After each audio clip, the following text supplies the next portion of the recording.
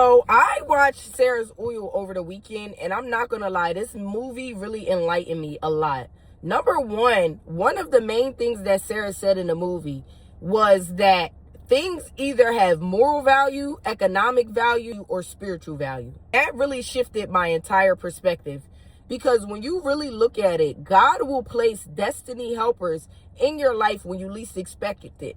And when you least expect it, think about it. The girl went in to get a glass of lemonade, right? And due to the adversity in the current climate, she wasn't allowed to go in. But the man didn't even know that he had a good heart posture and he had a soul when he was a good person to her in that time of adversity, right? So she went throughout the movie reminding him that you have a soul, you have spiritual value. She had to enlighten him on that. But God was already placing her and him in alignment and in each other's path, because he had a plan for both of their lives. Even though he was ignorant to the fact that he was already pleasing God, even though he was not perfect, right? He already had a great heart posture, and that's all God is really looking for. She gave to him what he needed spiritually, fair exchange for what Sarah needed from him economically. And it was perfectly aligned, right? Once money got involved, though, we seen his morals started shifting a little. But he always remained with the same heart posture, because he had a love for people. He had a love for fairness, right? And that goes to say a few things. One thing is, a lot of people don't start off bad. It's lack, survival, and environment that slowly alters their heart posture and their mindset, right? Even when I think about things like hoodoo came about during a time of lack and survival.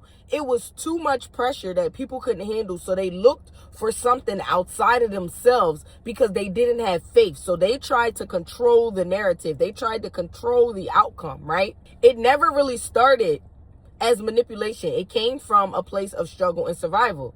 And that's why it does not align with faith and God, because the two can't coexist. Fear and faith cannot coexist. You cannot control things that should be left to God.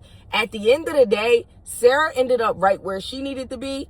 And the man, he ended up spiritually enlightened like God planned from the very beginning. So that goes to show you cannot control the outcome. You can never control the outcome. Sarah won in the end because she was pure and her heart posture was pure, right? So God is not looking for performance. He's looking for faith and a heart posture. You can proclaim that you have faith all day, but you're still trying to control the outcome. You're still trying to control the narrative.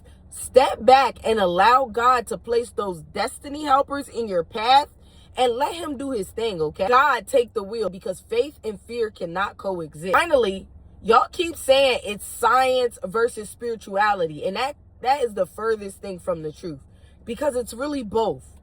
Your body is biology, okay? But your soul is very spiritual. And if there's a disconnect, it's because you haven't channeled God. You haven't channeled the God within yourself, okay? It's time to stop trying to control the outcome and really let God take the wheel, okay? I love you so much. Have a wonderful, prosperous day.